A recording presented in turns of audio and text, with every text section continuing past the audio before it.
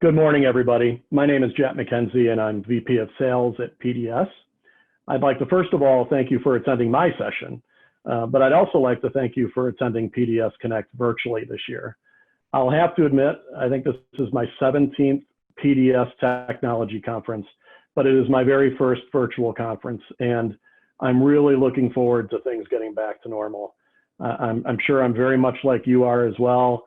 I miss being able to sit down and talk with y'all, to be able to enjoy a nice adult beverage and hear about what's going on in your business, in your life.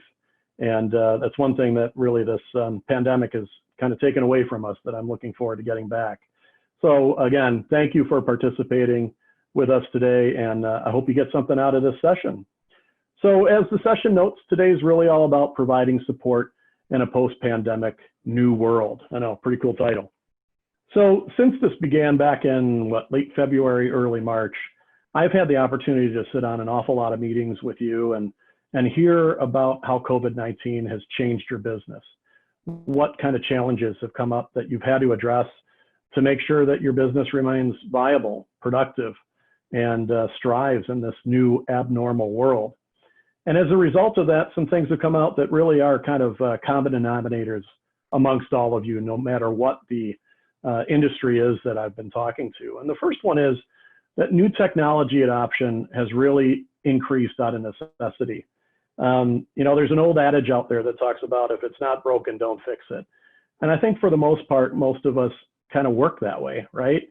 If what we do works, gets the job done, gets it done well, people say, nice job, then our ability and willingness to change and do things differently isn't really high, right? We're not really looking forward to it. But one thing that I think we can say for sure is that COVID did break it, right? If the adage is, if it's not broken, don't fix it, COVID did break it. So we have no choice but to fix it. The other thing is that cyber attacks really are on the rise. Whether you're a large organization or a small organization, no matter what industry you're in, government, education, manufacturing, retail, you name it. The sad fact is that when there are crises, when there are things that can be exploited, unfortunately, there are people and organizations that are going to find a way to do that. And certainly that can put a stress on your support organization. Obviously, the biggie that I think everybody's talking about is work from home, and the fact that work from home is here to stay. This is another one of those things, kind of like digital transformation. We all knew that it was coming. We all knew that it had to happen. But the simple fact of the matter is it really just hadn't taken place yet. But I think what you're seeing now is that business is starting to recognize that this is a viable alternative.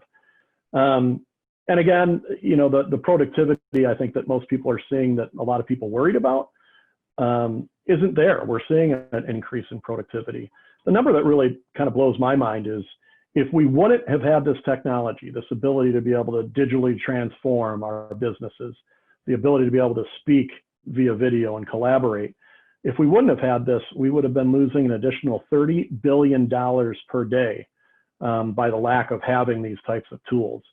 So again, this COVID-19 obviously has been a horrible thing, but it has forced business to respond, and thereby also now forces, to the point of this whole session, our ability to support it and provide great service to our users. So, again, kind of jumping into that, what will that mean in general? Recruiting is going to look a lot different. No longer are we going to be tied to, looking for somebody who lives in Milwaukee or lives in Madison or lives in Minneapolis. We're going to be open to recruiting people from all different types of geographies, backgrounds, and diversities, which is a really cool thing, right? But the challenge then becomes, how do we support them from an organizational viewpoint, right? We are now going to be in a position where we have to support people potentially across the US, potentially across the world, because they're working from home. They're getting different hardware. They're potentially using different hardware. So supporting them will become even more of a challenge than it was in the past. So what does this abnormal new world look like, and what does it mean to support if we look at just one area? And the area I really want to look at is work from home, because I think it's probably the most obvious. Again, referencing Global Workplace Analytics for my data here, they hold that 56% of the US workforce currently holds a job that's compatible with work from home or at least partial work from home. So 56% of the people out there have a job that allows them home at least part of the time, if not all the time. Before COVID, a whopping 4% of the workforce here in the US actually did it, right? So 56% is an estimate as to how many people actually can do it. 4% is about how many people were actually doing it. So obviously you look at that and go, wow, especially now that we've really kind of proven that it can work. So the next question is, well, what do we think it looks like after? And best estimates really fall in line that anywhere between 25 and 30%, so a quarter to a third of your workforce, will continue to work from home in some manner by the end of 2021, which hopefully is the end of the pandemic, if not sooner. What this means, though, it's a dramatic shift in what we've seen.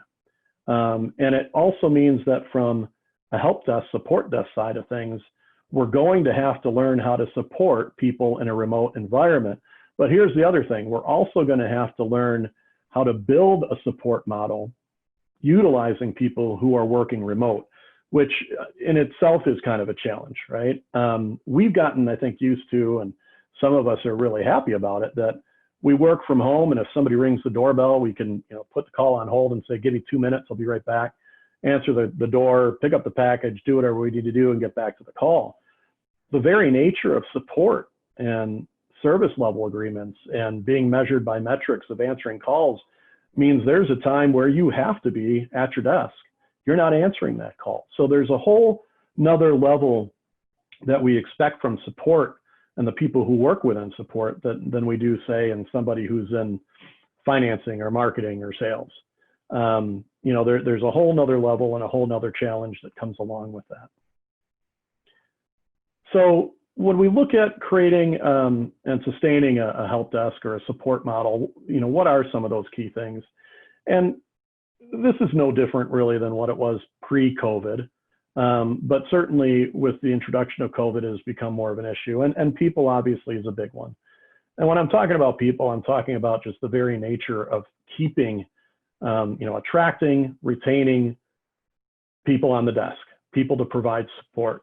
Those of us who have built a help desk out within organizations recognize that keeping those folks there for a long time is a difficult thing to do. And it affects the ability to be able to provide world-class support. The simple fact is, if you have somebody who stays on for a long time, you're going to have the ability for them to learn. You're going to be able to have the ability for them to internalize the processes that are part of that organization and deliver amazing support and amazing service. And the ability to be able to retain those folks is paramount and very hard to do. And I would argue in COVID, even more difficult and challenging, particularly now that they're working from home. The other thing is process. I would say process is one of the things that is the most difficult for a lot of organizations to stick with. I'll have to admit, I'm one of the chief anti-process guys, right? If something goes wrong with my computer or an app's not working, when I was in the office, I was generally the first guy to walk, out in the office to see if somebody could help me. I wouldn't call into the help desk, even though I knew that was the right process, even though I knew that was the right thing to do. The fact of the matter is now, I don't have that ability. Working from home, I don't have the ability to walk out of this room and get support someplace else. I have to utilize process. So that has been a historical challenge that I think, hopefully in this new abnormal, we might be able to get past a little bit. The other one is tool set. And, tool set is a pretty big one. We're talking about what's the tool set you use for ticketing? What's the tool set for knowledge base, right? That you collect all of that information and data that's coming in so that you can analyze what's happening and be more proactive with your users. Huge part of a successful support desk. And unless you have those right tools, you're not going to be able to have that ability to be able to provide that type of support, which really directly falls kind of into two things, right? And it's really organizational perception of the support, the help desk, and the budget that's available. To be able to provide great support, you have to have an organization that values great support. And, I've been doing this a long time, as I'm sure all of you have as well. Saying that you value great support and demanding great support is something different entirely than actually providing for the tools to be able to do that. And once you can get that organizational perception to change or be in line with what needs to happen to build up that type of process where you've got the right people, you've got the right tools that you can use, that's where the magic really happens. So, as I look at challenges, again, these aren't real unique to the world we live in now or we're going to live in after COVID, but more pressure certainly has been put on these. So how would I define a successful support model? Successful support, pretty basic, I think, as you look across the board, and I think most of us can agree on it. It needs to be 24/7, 365. This began before COVID, right? With new generations of workers coming in, I think we've all begun to realize that people don't necessarily work on a 9-to-5 schedule anymore. We don't define people by the fact they work 40 or more hours of work per week. Hopefully more and more we're defining people by what are the outcomes, right?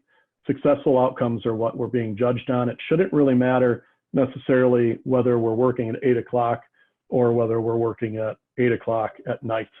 So the ability to provide support 24/7, 365, not only in COVID times, but post-COVID is essential because quite frankly, that's just the way people work nowadays. The other thing is prioritizing critical business activities. Not every ticket that comes into the help desk is a ticket that's that urgent. Being able to recognize that and triage that efficiently is paramount.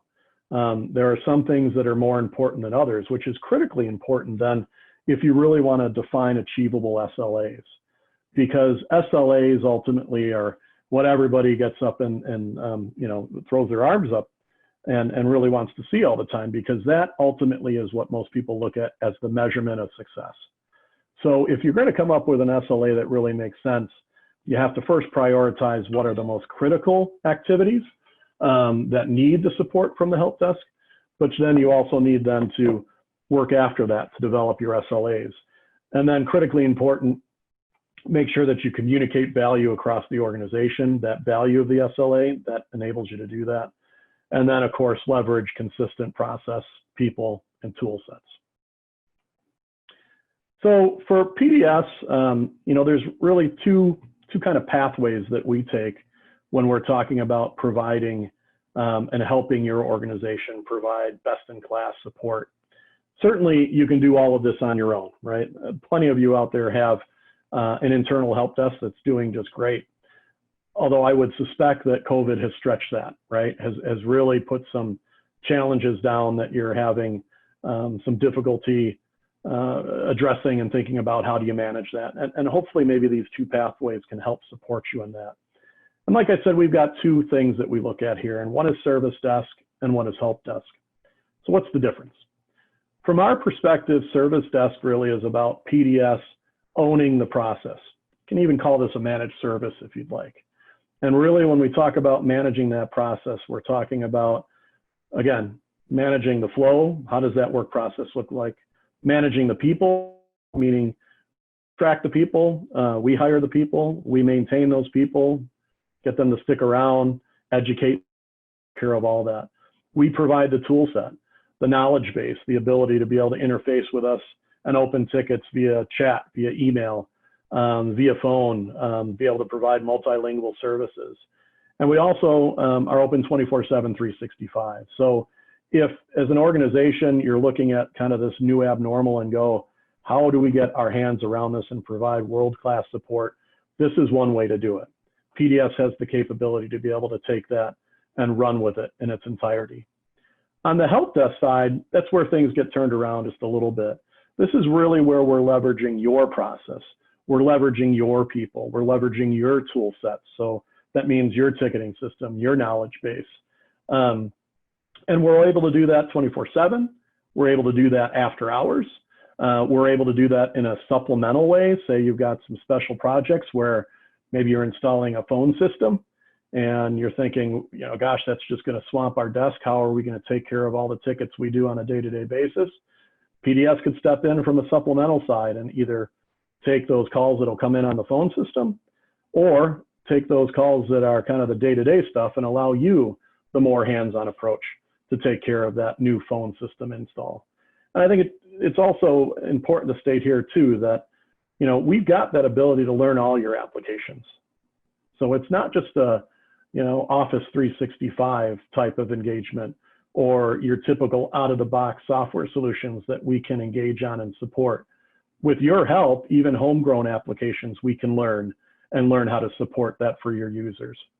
So we really can do it all in kind of two different flavors, if you will, that you're looking to do it in. So what are some of the benefits of seeing that? Well, first of all, like I said before, it's so critically important for the organization to see that support is successful.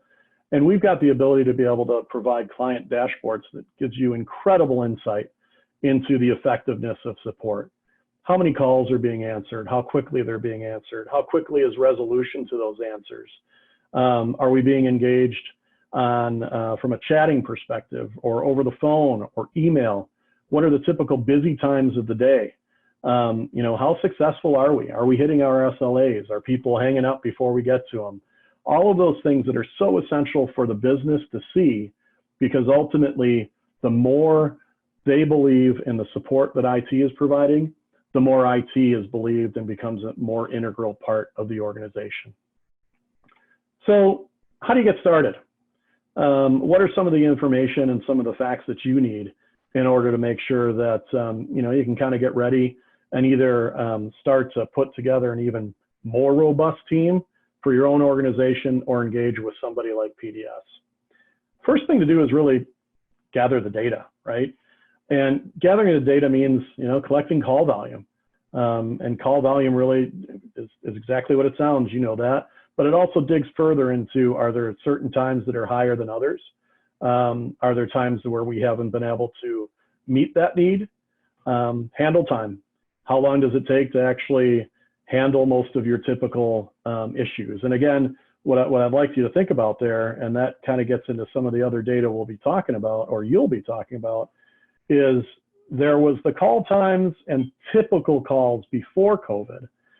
Then there's the calls that are typical to where we are right now in the middle of it. You almost have to start thinking about what does it look like after COVID, right? When you have 30% of your workforce that's now working from home and you have new tool sets that are still being learned and still being adopted. When you have things like Teams or Zoom or different CRM packages now that you have to learn and have to learn how to support, you need to think about what that call volume is going to look like. What types of answers to questions you're going to have to field. So while all of this data, ticketing data, is really important, you do have to have a little bit of a guess there too, right? An educated guess as to what it might look like and how you're going to have to adapt. And then of course, identifying what your current tool sets are, where you might be able to improve that, what those desired SLAs of the organization are, upcoming projects that are on their way. And what everybody always wants to talk about, but a lot of people don't have the answers, is the budget. What is the willingness of the organization to invest? Or what are they willing to invest to provide the help desk, service desk, to give the best possible support to the workers of any organization? So that really, is kind of in a nutshell, the types of information you need to look at before you get started. Yeah, I know this was a really quick kind of run through here. If you want to get some more information, you can always reach out to your account director. If you would rather just reach out to me because I'm fantastic and you just would rather talk to me, I'm all for that too. My name again is Jack McKenzie, and you can see my contact information up on the screen. Thank you so much for attending my session, and have a great rest of PDS Connect. Take care.